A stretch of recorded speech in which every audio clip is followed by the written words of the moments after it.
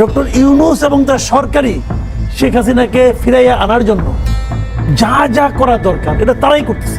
তো এই যে আওয়ামী লীগকে অচল করে দেওয়া, আওয়ামী লীগকে অচল ভাবা, আওয়ামী লীগের নেতাদের সে ফিরে আসবে এই আশঙ্কা করা, এই আলোচনা করা, এটাও আসলে এক ধরনের রাজনীতি।